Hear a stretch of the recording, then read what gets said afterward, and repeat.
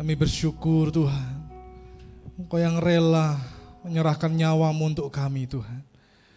Engkau yang rela menanggung beban penderitaan demi kami. Kami bersyukur Tuhan, Engkau memberi kami hidup, dan hidup yang berarti, bukan hidup yang hampa. Kami bersyukur Tuhan, tiba saatnya kami akan mendengar firman-Mu. Urapi kami Tuhan, tolong kami Tuhan, bukan sekedar kami hanya mendengar, tapi kami mengerti dan melakukannya. Terima kasih Bapa, terima kasih. Urapi setiap kami. Mari bersabdalah di dalam nama Tuhan Yesus. Haleluya. Amin. Puji Tuhan, silakan duduk.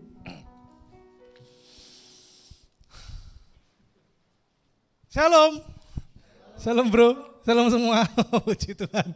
Lama saya tidak ketemu Peter ya. Lama ya. Saya lama banget tidak ketemu dengan saudara semua ini. Lama ya.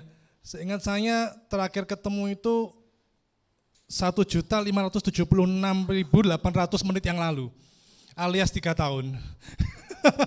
Ya tadi saya waktu itu kepikiran. Pembukaan khotbahnya apa ya? Wah ini dia ya.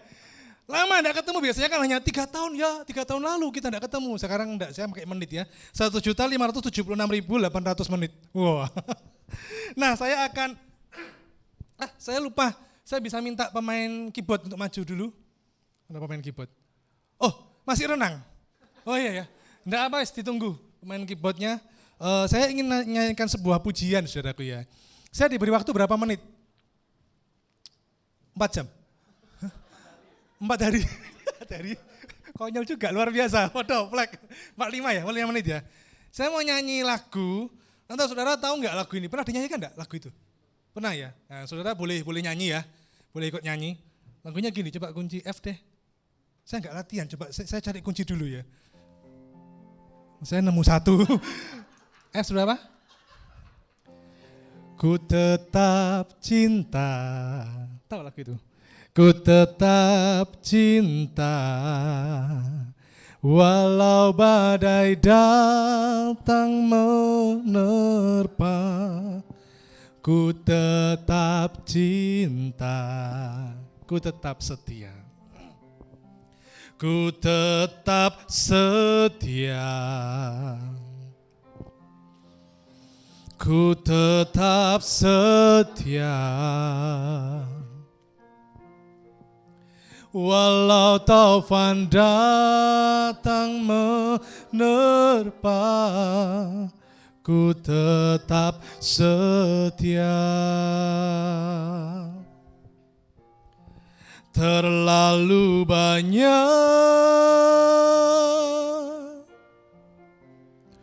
yang Tuhan telah beri,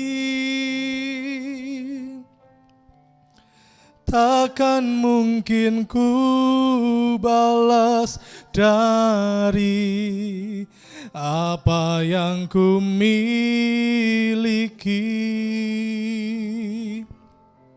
Ku persembahkan seluruh hidupku, dan ku tetap cinta, biar ku tetap setia untuk selama-lamanya.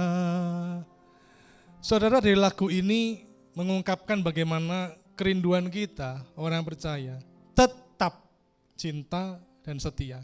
Ada orang awalnya cinta, di tengah jalan berubah tidak setia. Ada orang awalnya menggambar-gambarkan, aku akan setia, aku akan terus setia. Tapi seiring berjalan waktu, cintanya terbagi dua. Cinta dengan dunia, cinta dengan Tuhan. Mari melalui lagu ini kita mau tetap setia dan kita mau tetap cinta. Namun pertanyaannya, kita pernah mengalami yang namanya sebuah penolakan. Baik ditolak cintanya, baik kita ditolak ngelamar kerja, baik kita ditolak masuk sekolah favorit, bahkan tidak jarang kita ditolak di gereja. Ada orang-orang yang keluar dari Yesus atau tidak jadi terima Yesus, tidak jadi Kristen karena ditolak gereja. Bahkan mungkin pernah kita mengalami penolakan di dalam keluarga. Oke? Mungkin sudah, yes itu aku Pak. Nah, oke, saya akan menyampaikan firman Tuhan dengan tema penolakan. Pemusik terima kasih ya, pemain keyboard bisa tetap di sini sampai akhir zaman. Oke, silakan duduk dulu. Sakno aku lihat disuruh duduk terus ya. Saudara, yang saya sebutkan saya pun pernah mengalami yang namanya penolakan ya. Yuk kita lihat dalam Lukas pasal 14 ayat 16 sampai dengan 24. Kita baca bergantian. Lukas pasal 14 ayat 16 sampai dengan 24. Saya bacakan ayat genap, saudara baca ayat ganjil, oke? Tetapi Yesus berkata kepadanya, ada seorang mengadakan perjamuan besar dan ia mengundang banyak orang. 1, 2, 3.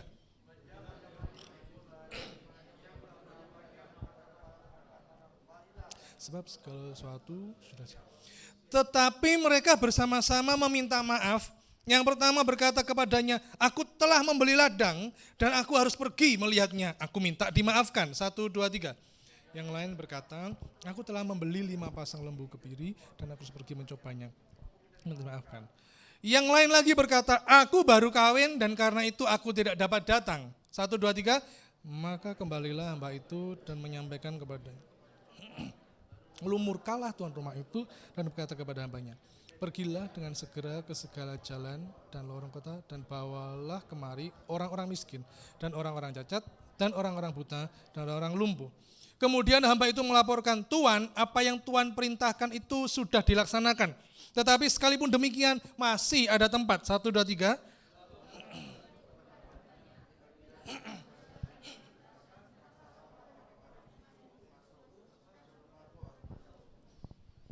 Sebab aku berkata kepadamu, tidak ada seorang pun dari orang-orang yang telah diundang itu akan menikmati jamuanku. Tidak ada seorang pun dari orang-orang yang telah diundang itu akan menikmati jamuanku. Saudara, kita malah mengalami penolakan, Yesus pun pernah mengalami penolakan.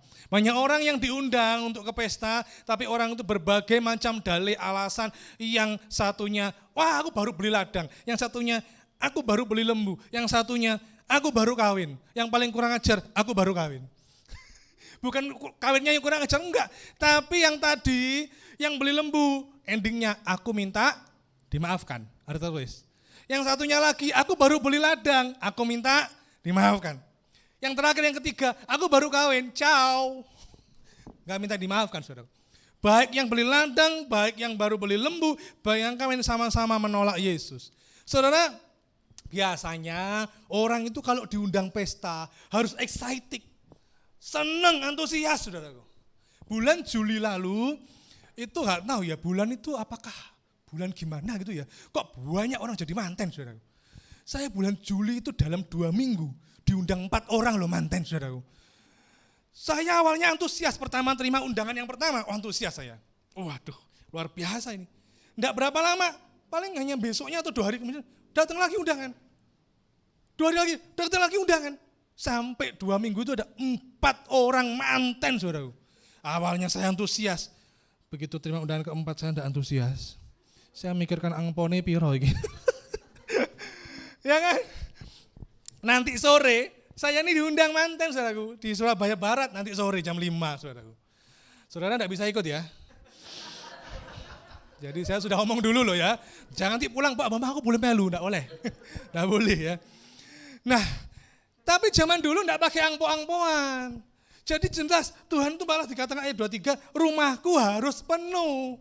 Undangan pesta makan-makan. Tapi mereka menolak Yesus. Dalihnya enggak masuk akal. Sangat-sangat tidak masuk akal. Mari kita bagi 2 dalih ini, saudaraku. Yang pertama membeli ladang dan lembu. Ini berbicara soal harta. Bicara soal pekerjaan, bicara soal kesenangan dunia. Apakah kita pernah menolak Yesus hanya gara-gara harta? Kita pernah menolak ajaan dia gara-gara pekerjaan. Gara-gara kesenangan dunia. Yang kedua, alasan yang kedua itu, aku baru kawin. Ini bicara apa? Bicara hubungan dengan seseorang. Kita pernah menolak Yesus gara-gara pacar kita. Kita pernah menolak Yesus gara-gara keluarga kita. Apalagi keluarga kita yang tidak percaya Yesus dan kita sendirian di keluarga itu sebagai orang yang percaya Yesus, orang yang Kristen, kita mau sungguh-sungguh, tapi sekeliling kita tidak sungguh-sungguh. Sehingga kita agak sadar jadi sebuah peperangan antara kita keluar dari jalur firman, atau kita tetap di dalam firman. Saudara, seringkali sama seperti orang-orang tadi, seringkali pengejaran akan materi menjadi yang lebih utama daripada pengejaran akan Tuhan. Hubungan dengan seseorang menjadi lebih penting daripada hubungan kita dengan Tuhan. Hati-hati saudaraku. Saat kita menempatkan materi di atas Tuhan, materi akan menjadi Tuhan. Dan Tuhan akan menjadikan kita menjadikan Tuhan sebagai yang kedua, yang ketiga, yang keempat. Jangan menjadikan Tuhan sebagai satu-satunya. Biasanya kan ada ya, jadikan Tuhan sebagai satu-satunya. Oh, berarti ada yang dua-duanya, ada yang tiga-tiganya. Jadikan Tuhan sebagai segala-galanya. Amin. Tuhan adalah segala-galanya, bukan satu-satunya. Iya, dia satu-satunya Tuhan yang hidup, tapi di dalam hati kita, dalam kehidupan kita, Tuhan itu segalanya untuk kita. Jangan sampai pengejaran akan materi, pengejaran akan seseorang lebih penting daripada Tuhan. Contoh, tidak usah jauh-jauh saudaraku ya. Di dalam perjanjian lama ada seorang tokoh yang bernama Simson. Ya, Simson seorang nasir Tuhan. Hakim waktu itu memang dipilih itu sebagai hakim, saudara baca di kitab Hakim-Hakim. Ya, dia lahirnya jauh sebelum Hakim Bau. Enggak tahu saudara, mungkin hanya Bapak ini yang tahu, Judge Bau. Saudara, oh Pak itu bukan zamannya saya Pak. Itu saudara masih belum lahir mungkin. Nah saudaraku, Simson, dia itu seorang nasir Tuhan dan dia tahu ada 3 larangan. Oke, 3 larangan. Dan Simson ini sudah diberitahu oleh mama papanya. Larangan pertama, tidak boleh mabuk. Dan Simson mabuk-mabukan. Dia melanggar itu saudara. Dan yang kedua, tidak boleh makan atau minum dari bangkai binatang. Simson mengambil madu dari singa yang mati. Oh itu gak boleh saudara. Melanggar dia. Yang ketiga, tidak boleh berzina, bercabul. Simson kurang ajar banget. Bercabulnya, berzinanya gak main-main loh bro. Dengan pelacur bro. Dia berzina terang-terangan. Dengan pelacur saudaraku. Sudah gitu dia mau menikahi itu pelacur, tapi singkat cerita tidak jadi saudaraku ya. Dan dia marah, dia membalaskan kemarahannya, dia ngamuk kepada orang Filistin. Tidak sampai ke situ. Simson jatuh cintrong kepada Delilah saudaraku. Sudah oleh orang tuanya tidak diberitakan, saya tidak boleh yang di luar bangsamu. Ini bukan hanya di luar bangsanya Simson, ini adalah musuhnya Simson. Inilah bukti bahwa bucin sudah ada dari dulu. Saudara, hari-hari ini ada yang lagi bucin. Ya, saya dulu pernah saudaraku ya, namanya bucin. Kira-kira saya kelas berapa itu ya? Ya, youth lah pokoknya. Saya tuh seneng sama seseorang. Wanita dong, masa pria. Seseorang. Saya itu saya itu berangan-angan gini loh dalam hati saya. Saya ini berdoa sama Tuhan ya, saya berdoa sama Tuhan.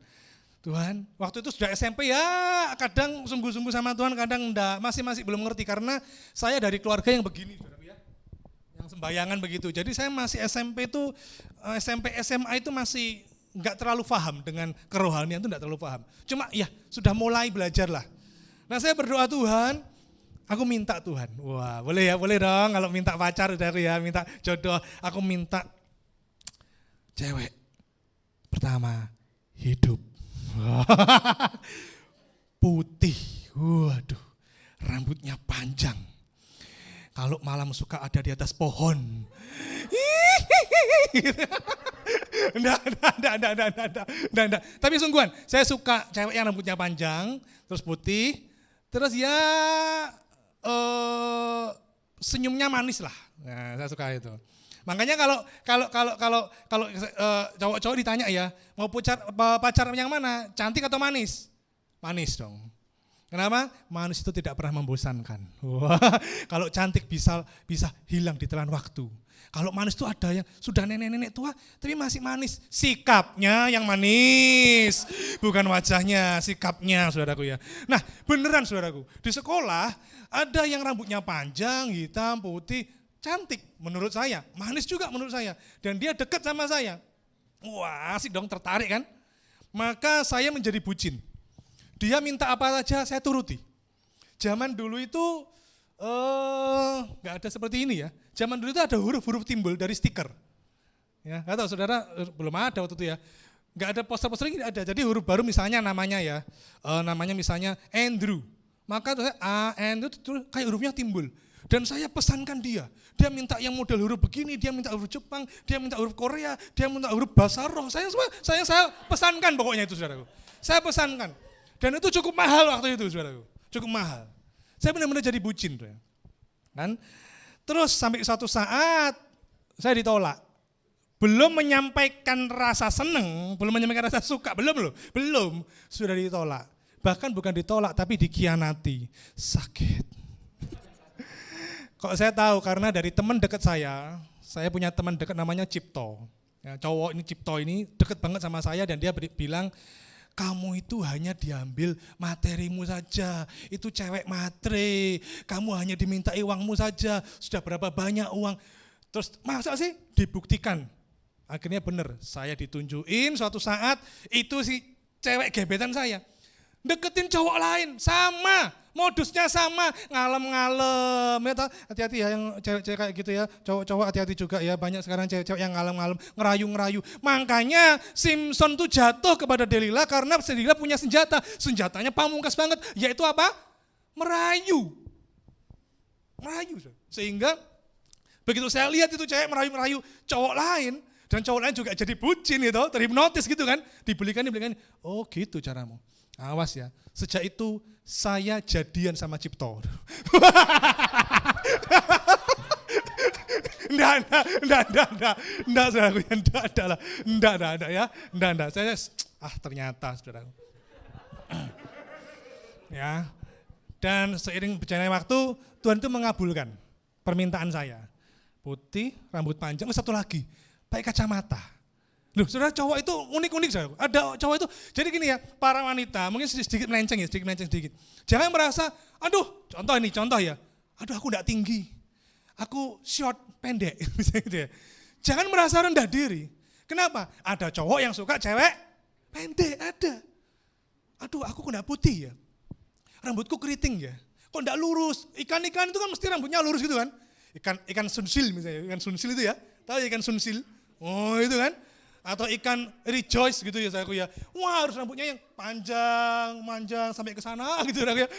Nggak ada yang keriting. Jarang-jarang keriting. Paling adanya ya iklan sampo itu yang putih Dop. Itu kan ada kan, yang rambutnya keriting ada. Terus rambut keriting. Ada cowok yang suka rambut keriting, macam-macam loh. Bahkan saya heran, saya punya teman saudaraku ya. Bodinya itu lebih gagah dari saya. Lebih muda, imut-imut. Saudara tahu, pacarnya sekarang jadi istrinya. Wih, bodinya luas. Pernah ditanya oleh temennya, oleh sohibnya ini. Kamu kok suka sih? Kok mau nikah sama dia? Ya aku memang suka bodi yang subur. Loh, ada loh saudaraku cowok yang suka bodinya subur. Enggak selalu cowok itu suka yang bodinya langsing. Kalau cowok suka cewek yang bodinya langsing, tiang listrik laku. Ya saudara, karena yang langsing hanya langsing semua saudaraku. Nah kembali lagi. Tuhan mengabulkan doa saya. Saya akhirnya punya istri yang putih, rambut panjang, pakai kacamata.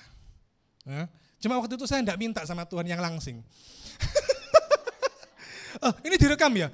Waduh, ketahuan istri saya ini saya saudaraku. Waduh, ya apa nih, bisa dipotong bagian ini. Nah, istri saya itu ya padat lah. Ya, enggak kurus, enggak langsing, enggak gemuk gitu ya. Saudara yang pernah lihat istri saya, dia enggak extraordinary gitu ya.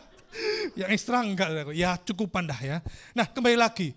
Simpson dia mengejar yang namanya kesenangan dunia daripada Tuhan. Mengejar materi daripada dunia. Dia lebih mentaati menuruti hawa nafsunya, dia menolak Tuhan, ngejar Delila. Mana ada dan ternyata ada. Loh, itu sebuah pertanyaan dan jawaban toh. Mana ada cowok yang begitu bodoh ditipu berkali-kali dan ternyata ada. Namanya Simpson. Saudara, kalau saudara turun dari tempat ini, saudara jalan kaki yang naik sepeda motor ke parkiran sepeda motor. Misalnya ya, di tengah jalan ada lubang nih. Saudara pernah sekali, wah ada lubang ya. Misalnya ya, minggu depan tuh lubang belum ditempel. Kira-kira saudara turun, saudara akan jatuh lagi di lubang yang sama? Enggak, begitu saudara ada lubang. Asik dong. Enggak dong, enggak. Saudara, kemarin aku sudah jatuh di kamu ya. sekarang aku tidak akan jatuh lagi di kamu. Aku mau tiduran. Enggak, dia pasti ngelewati dong. Ngelewati. Simpson, sudah tahu ditipu berapa kali oleh Delila? Ada yang tahu enggak? Ayo, coba pilih ya. Ini soal SMA ini. Berapa kali Simpson ditipu Delila karena bucin? A, 1 kali. B, 2 kali. C, 3 kali. D, 4 kali. Atau E, A, B, C, D benar semua. Yang berapa kali? 3 kali, ada yang lain? Saudara, ditipu itu 4 kali loh. Yang keempat tuh baru Simpson bilang, oh ya dari rambutku. Kalau rambutku ini di grooming, ya. Harus digundul gitu ya, aku akan hilang kekuatanku. 4 kali loh. Simpson menolak Tuhan. Menolak untuk mengikuti Tuhan. Lebih menuruti keinginannya. Saudaraku, jangan sampai kita ini berdalih, beralasan. Soal pekerjaan, Tuhan karena hari Minggu Tuhan, aku ini pas ada kerjaannya pas laris-larisnya. Tuhan hari Minggu waktunya aku jalan-jalan sama temen. Tuhan hari Minggu waktunya begini, banyak sekali alasan. Padahal saudara tahu, andai kata ya, kita ini ibadah kita ini hanya hari Minggu, contoh ya, singkat ya simpel, hanya hari Minggu dan hanya 2 jam, maka selama setahun ya, kita ini ibadahnya hanya 4 hari loh. Ya, saya ulang ya, kalau hanya hari Minggu kita ibadah dan ibadahnya 2 jam, maka dalam 1 tahun, kita ini ibadah hanya 4 hari. Bayangkan 1 tahun itu 365 hari, kita hanya ibadah 4 hari. Kebacut, kebangetan kalau kita menolak ibadah, kita menolak Tuhan. Kebacut banget saudaraku. Keterlaluan sekali. Jadi kalau hanya 4 hari itu hanya sekitar ya 104 jam kurang lebih, begitulah saudaraku. Jadi hanya untuk duduk memuji Tuhan, menyembah Tuhan, menyenangkan Tuhan lewat ibadah, mendengar firman Tuhan. Apa susahnya? Tapi yang saya maksud bukan hanya ibadah ini. No, bukan hanya ibadah ini.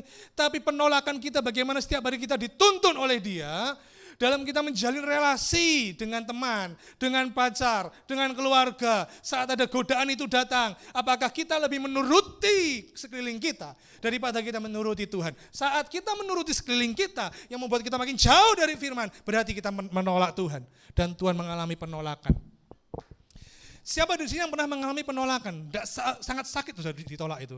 Enggak senang saudaraku. Rasanya tuh ditolak kerja, ditolak masuk sekolah favorit. Itu aduh rasanya tuh marah saudaraku. Bahkan jangankan itu, usul kita ditolak pun rasanya enggak enak. Betul atau betul? Waktu pemimpin ujian, latihan gitu kan. Terus yang main keyboard, wah kuncinya enggak pas ini. Kunci D aja. Yang BL, jangan, kunci G, D aja, G, D aja, G. Terjadi perdebatan, akhirnya yang satu ngalah. Itu pun kadang enggak enak loh sudah ditolak gitu. Padahal ujung-ujungnya nyanyi lagu apa? Dibanding-banding gitu. Hanya itu loh saudaraku. Repot gitu ya. Hanya soal itu aja bisa orang mengalami penolakan dan sakit. Rasanya itu. Coba kita lihat Yohanes pasal 1 ayat 11. Yuk kita baca. Pendek kok ini ya. Yohanes pasal 1 ayat 11. Yohanes pasal 1 ayat 11. 1, 2, 3. Ia datang kepada milik kepunyaannya, tetapi orang-orang kepunyaannya itu tidak mau menerimanya. Saudara, ini bicara ada yang mengatakan pendeta ini tafsirannya adalah orang Farisi. Orang Farisi didatangi Yesus dan mereka menolak. Orang Farisi tahu kebenaran, tahu perjanjian lama. Tahu saudaraku bahwa nanti ada seorang yang lahir itu tahu, saudara, yang menjadi raja Israel. Tahu saudaraku. Tapi mereka terang-terangan menolak kedatangannya. Ada pendeta yang menafsirkan seperti itu. Tapi sebenarnya ayat ini berlaku juga untuk saudara dan saya. Kita seringkali datang ke ibadah. Oh setia ibadah, datang setia ibadah. Tapi waktu firman Tuhan kita menolak mendengarkan firman Tuhan. Ngeri saudaraku. Kayaknya iblis itu enggak memberi kita sebuah masukan, sebuah strategi. Datang ibadah aja, pokoknya kursinya panas gitu kan. Diduduki selesai, pujian, penyembahan, kolektor dengar firman selesai. Tanpa mengerti firmannya apa. Anda benar-benar menolak Tuhan. Firman Allah lagi berbicara dan saudara sibuk dengan HP saudara. Langsung semuanya gini. Maksud lu apa Pak? Enggak, saya ini gini loh saudara. Saya enggak anti HP kok, enggak anti HP ya. Boleh aja, apalagi kalau itu pesannya penting kan. Boleh. Saudara dapat WA. Cepat pulang, nenek melahirkan. Ya enggak apa-apa. Cepat pulang, nenek melahirkan. Enggak apa-apa saudara. Tapi saya lo melihat dengan mata saya sendiri. Saya berharap tidak ada di gereja ini. Setiap minggu ibadah, main Mobile Legend di gereja. Game terus saudara. Dan yang paling mengerikan, pujian penyembahan firman kolektor doa berkat, gamenya belum habis. Dari awal main game terus. Yang lebih parah lagi, orang tuanya diem aja. Kenapa orang tuanya diem? Orang tuanya juga main game. Oh, saya enggak main-main, saya menegur anak saya. Hati-hati kalau firman Tuhan. Jangan menolak firman Tuhan. Alasan apapun deh. Tapi Pak ini penting, itu hanya 1 jam. Paling hanya firmannya 40 menit, 45 menit saudaraku. Kalau bisa coba di off dulu HP-nya. Atau kalau bisa disumbangkan kayak anak yatim gitu saudaraku. Hati-hati saudaraku. Hati-hati saudaraku. Penolakan tidak hanya ibadah di gereja, tidak hanya saat firman, tapi penolakan waktu kita lebih senang dosa daripada kita menuruti firman Allah. Saudaraku, bukankah dia sudah mati di kayu salib? Sebenarnya kalau dia mau, Tuhan itu mau berdalih, beralasan. Banyak saudaraku, banyak. Untuk apa misalnya ini ya, saya sebagai Tuhan. Untuk apa saya mati demi manusia-manusia ini? Untuk apa? Modelnya kayak gini, modelnya kayak gitu. Iki mana kayak terenggiling. Ya apa gitu loh. Aduh, yang itu juga kayak bunglon. Kenapa saya sebut kayak bunglon? Ada orang Kristen tipe bunglon. Di gereja jadi malaikat. Di luar jadi setan, saudaraku. Di rumah jadi anak yang baik. Begitu kumpul sama teman-temannya, jadi perokok, penikmat sabu-sabu, narkotika, dugeman. Apalagi itu sekarang ada yang nge-vape ya. Nge-vape ya. Nge-vape-nya gimana? Gak tahu, saya kalau lihat orang tuh nge-vape aneh-aneh ya. Gini. Ada yang gini.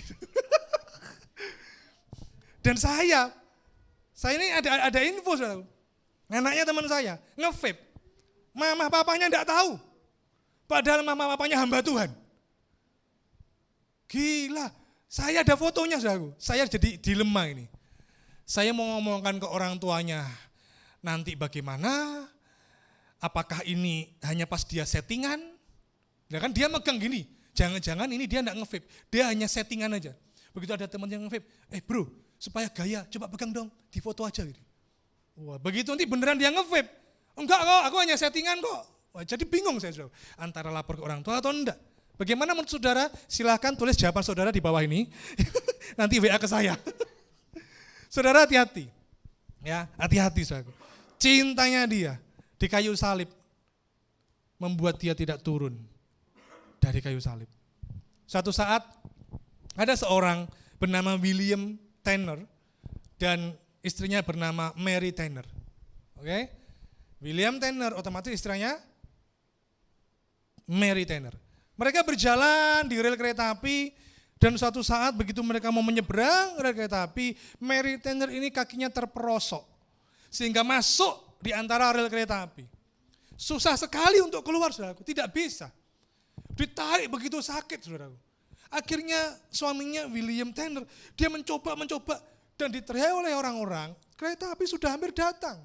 Kereta api sudah hampir datang. Terus William mengubah-ubah posisi kakinya gimana. Marinya semakin sakit, jangan sakit. Semakin ditarik, jangan sakit, coba begini, tidak bisa sakit. Benar-benar masuk terperosok begitu dalam. Kereta api sudah semakin dekat, orang-orang sudah berteriak. Tinggalkan itu. Makin dekat kereta api lagi. William terus mencoba, si Mary hanya berteriak, tinggalkan aku sudah, pergi sana kamu. Sampai akhirnya, begitu kereta api makin dekat, terlindaslah sepasang suami istri ini. Dan sayup-sayup, waktu diwawancarai beberapa saksi mata, saudaraku. Warga ada di situ. Salah satunya mengatakan di sayup-sayup itu William hanya mengatakan, aku menemanimu, aku menemanimu, aku menemanimu. Sudah, terlindas. Saudaraku, yang membuat William tidak mau meninggalkan Mary, istrinya, bukan tentang hal yang lain. Hanya karena cintanya kepada istrinya, dia tidak mau meninggalkan istrinya. Yesus, dia bukan tidak bisa turun dari kayu salib, enggak bisa kok. Bukan Yesus tidak maha kuasa, maha kuasa kok. Itu tentara Romawi yang menyalibkan dia, dikedipin gini, ting, jadi umbel semua itu, saudaraku. Bisa. Jadi kodok semua, bisa. Nah, tapi Tuhan tidak mau, Tuhan tidak mau turun dari kayu salib. Kenapa? Karena cintanya kepada saudara dan saya. Begitu cintanya sampai dia mati, lah kok saudara kok kita ini sering menolak ajakan Tuhan. Ingat, saya tidak hanya bicara menolak ibadah, tidak itu, tidak sedemikian dangkal, no. Menolak kita ini untuk bersekutu dengan Tuhan setiap hari. Kita lebih sering dengan gadget kita lebih sering dengan pekerjaan kita lebih sering dengan hobi kita, terus kita bilang sama Tuhan, Tuhan aku begini, nanti ya Tuhan, ini dulu lebih penting. Sama bukan dengan orang-orang tadi yang berdalih diajak ke perjamuan, masuk ke rumah Tuhan. Dalihnya soal lembu lah, dalihnya soal ladang lah, dalihnya soal menikah lah. Ternyata kita hampir sama dengan mereka. Hampir sama. Dan yang kagetnya adalah, yang membuat saya terkejut, yang menolak Yesus bukan hanya orang Kristen, bukan hanya orang di luar Kristen, tapi di dalam gereja banyak yang menolak Yesus. Yesus mengalami penolakan di dalam gereja. Saya tidak mengatakan semua gereja, enggak. Serius Pak Bambang, serius, karena itu sudah ada zaman dulu. Zaman dulu sudah ada, sampai sekarang pun tetap berlaku. Ya. Makanya di dalam gereja itu ada serigala berbulu domba. Jadi kayaknya ibadah, kayaknya sungguh-sungguh sama Tuhan. Ternyata gak sungguh-sungguh sama Tuhan. Yesus mengalami penolakan. Zaman dulu gimana Pak? Serius ceritanya di mana? Lihat Matius. Ayo. Matius pasal 13. Ayat yang ke-54.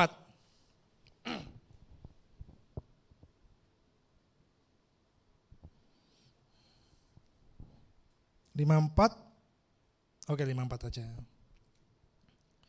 Setibanya di tempat asalnya, Yesus mengajar orang-orang di situ. Di rumah mana itu? Rumah ibadat mereka. Maka takjublah mereka dan berkata, dari mana diperolehnya hikmat itu dan kuasa untuk mengadakan mujizat-mujizat itu? Kalau saudara baca keseluruhan, lalu orang-orang itu menolak Yesus. Coba di mana ayatnya ya? Ayat 57. Lalu mereka kecewa dan menolak dia. Di rumah ibadat loh. Yesus ditolak. Jangan sampai terjadi di gereja ini. Sepertinya sungguh-sungguh, tapi ternyata menolak Yesus. Yesus mengalami penolakan. Makanya tidak heran, begitu pulang gereja, pulang ibadah, tidak semua orang mengalami hadirat Tuhan.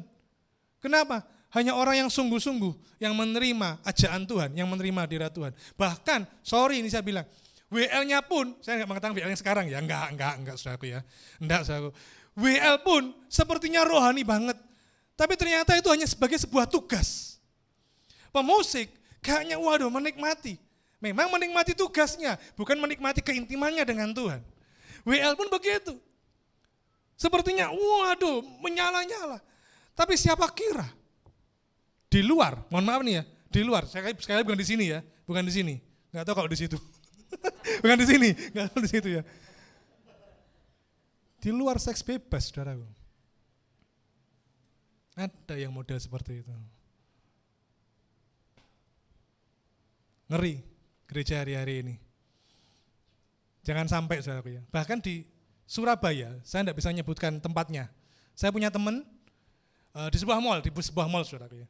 Dia melihat ada anak-anak muda. Kelihatan kok. Dari aksesoris yang dipakai itu orang Kristen, kelihatan. Ya. Tahu ya aksesorisnya ya? Tahu ya aksesorisnya ya? Topi itu.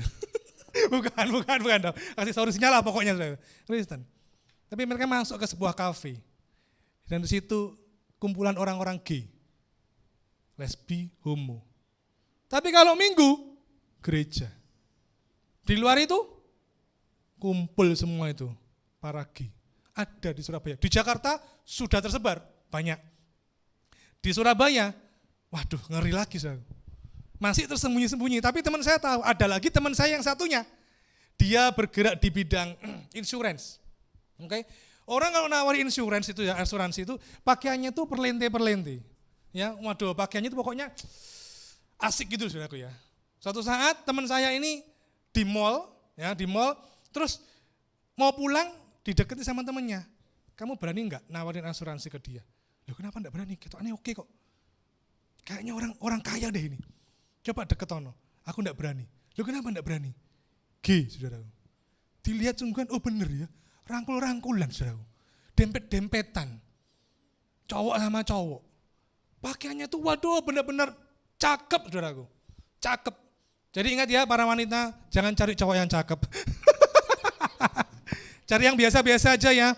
Setuju, Peter? Ya. Berarti dia biasa. Enggak lah, biasa di luar, di dalamnya luar biasa. Ada Tuhan Yesus kok. Di dalamnya ini yang luar biasa. Saudaraku, Yesus ditolak di gereja. Saya hampir selesai, saudaraku. Ya, saya pun pernah mengalami penolakan. Bahkan waktu saya diundang di tempat ini, ya untuk khotbah, saya bingung. Antara saya terima atau saya ambil. Saya bingung. Ditawari khotbah itu mikir saya terima atau saya ambil. Saya nggak bisa untuk menolak gitu kan. Akhirnya ya sudahlah, saya ambil, saya terima. Loh, itu sesuatu yang berbeda. Seperti minuman ini, saya ambil, tapi bisa jadi enggak saya terima. Hanya saya ambil. Nah kalau ini enggak, saya ambil, saya terima. Makanya saya khotbah di sini kan. Jadi saya ambil, saya terima. Meskipun di jam yang sama, siang ini ada di PTC, di Tunjungan Plaza, ibadah jemaatnya banyak, saudaraku. Banyak sekali. Saya pernah khotbah di Grand City. Saya pernah khotbah di sana. Dan saat ini, di tempat yang lain di TP, di PTC, jemaat sih kalau saya khotbah di sana, banyak, saudaraku. Bahkan mungkin 10 kali lipat dari yang di sini. Tapi saya lebih memilih di sini. Karena saya enggak diundang di sana. Saya diundang di sini. Awalnya saya bingung. Saya ada temanya apa gitu. Apa ya temanya? Karena kan sudah 1 juta sekian menit kita enggak berjumpa. Jadi waktu saya buka laptop banyak sekali temanya ya. Yang mana gitu ya. Terus ternyata temanya tentang penolakan. Dan saya akan tutup dengan satu kisah dari saya, saudaraku ya. Kisah ini pernah saya dengar, saudaraku. Ada seorang anak kecil, ya. Ada seorang anak kecil yang mengalami penolakan di dalam keluarga. Anak ini selalu diperlakukan beda.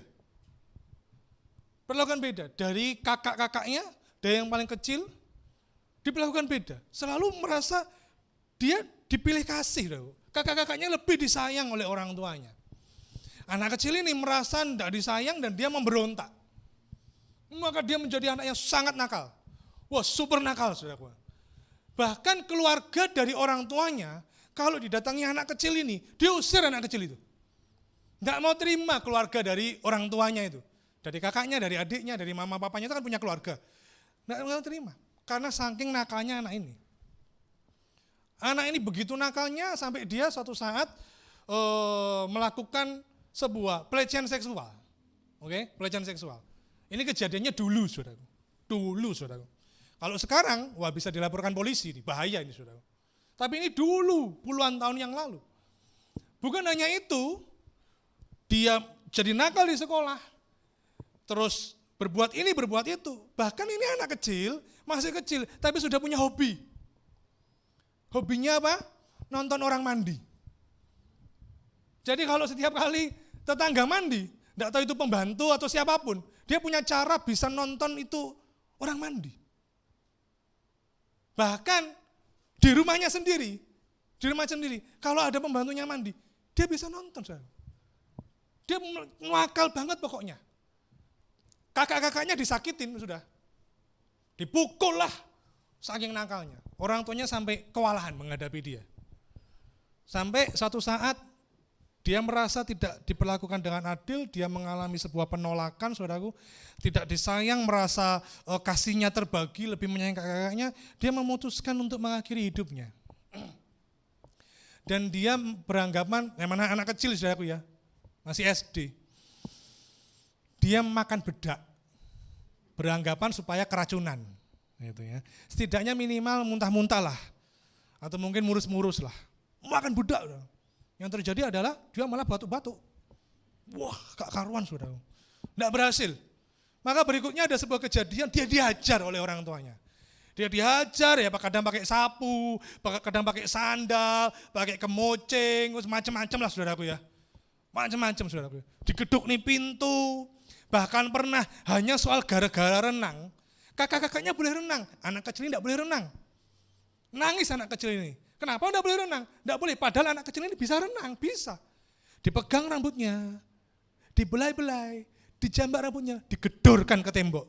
Keluar darahnya dari kepala itu. Merasa memberontak lagi, kenapa diperlakukan beda, kenapa ditolak dan sebagainya. Sampai suatu saat anak kecil ini mencoba bunuh diri yang kedua. Yaitu dia mengambil silet. Silet ada di RCTI. Bukan. Yo ini loh Pak Bambang ini gini. Meskipun ceritanya gini mesti disisipi humor. Oh no ayah, wis tegang-tegang malah silet. RCTI. Gokil. Silet, pisau kecil itu saudaraku ya. Dia memegang silet. Dan dia iris lehernya. Dia berharap pas kena nadinya keluar darah. Di kamar enggak ada siapa-siapa. Dia membuka siletnya dan diiriskan di lehernya. Keluar darahnya.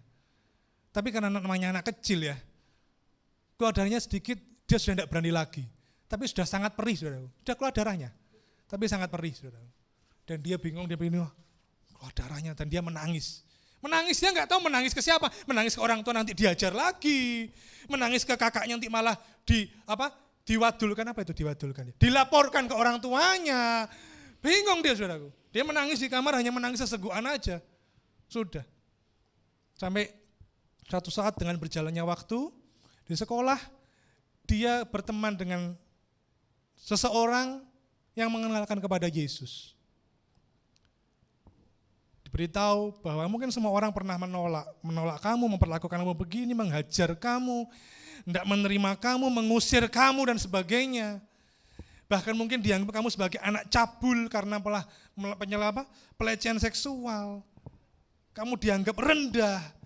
Tapi teman itu bilang ada Yesus yang mau menerimamu. Dia tidak pernah menolakmu. Dan anak kecil akhirnya datang ke Yesus, datang ke ibadah, ke gereja. Seiringnya waktu terus berjalan lagi. Dia mulai terlibat dalam pelayanan. Dan akhirnya SMA dia dibaptis. Selesai lulus SMA dia masuk sekolah Alkitab dan jadi pendeta. Dan sekarang berada di depan saudara. Saya saudara orangnya. Coba kalau dulu saya tinggal terus di dalam keterpurukan, saya nggak tahu jadi apa, saya mungkin jadi orang yang nawakal mungkin saudara. Saya pernah, mohon maaf nih, pelecehan yang saya lakukan itu saudaraku, itu sampai orang tua saya marah, sampai tetangga yang lain ikut marah saudaraku. Saya di sekolah itu seperti menjijikkan. Saya dipanggil guru BP saudaraku, bukan dibelai, bukan diberi semangat, bukan dinasihati. Yang pertama guru BP saya masih ingat, guru BP saya lakukan adalah menggampar saya. Bak gitu ya. Saya berada di sekolah yang berbau agama, saudara. Bak gitu. Sudah saya diomong, dimarahi di ruangan itu, balik ke kelas. Begitu masuk kelas, saudaraku, guru yang sudah mengajari papan tulis lihat saya, semua teman-teman lihat saya, semua mata itu kayaknya memandang saya, begitu gila nih banget, kotor banget. Silakan pemusik untuk maju ke depan. Dan saya diterima oleh Yesus. Saya diterima oleh Yesus. Saya tidak menyalahkan orang tua saya, enggak. Mungkin karena waktu itu memang saya yang paling nakal ya memang. Nakal loh. Saya begitu, Bapak masih punya foto masa kecil? Masih punya ya? Begitu lihat foto masa kecil gimana Pak? Lucu? Lucu ya? Saya enggak. Saya lihat foto masa kecil saya, jengkel saudaraku. Siapa sih ini? Welek, nuwakal, buandel, beweling. Saudara tahu beling? Saya lihat foto masa kecil saya sendiri, maksud ini saya sih. Wajahnya itu benar-benar wajah yang, nakal banget sih. Tapi Tuhan menerima saya. Dia tidak menolak saya. Dan sekarang saya jadi hamba Tuhan, saudaraku. Saudaraku, begitu cintanya Tuhan kepada kita, jangan kita pernah menolak Tuhan. Jangan sampai kalau kita pernah mengalami penolakan, jangan sampai dia mengalami penolakan. Dia cinta kepada kita, tapi jangan sampai cinta dia bertepuk sebelah tangan, karena kita lebih mencintai dunia. Hati-hati, tanggapi cinta Tuhan, tanggapi pengorbanannya, tetap cinta, tetap setia, sampai akhir Tuhan datang menjemput kita. Mari kita bangkit berdiri. Terima kasih Tuhan, kami bersyukur. Ku tetap cinta. Haleluya. Ku tetap cinta.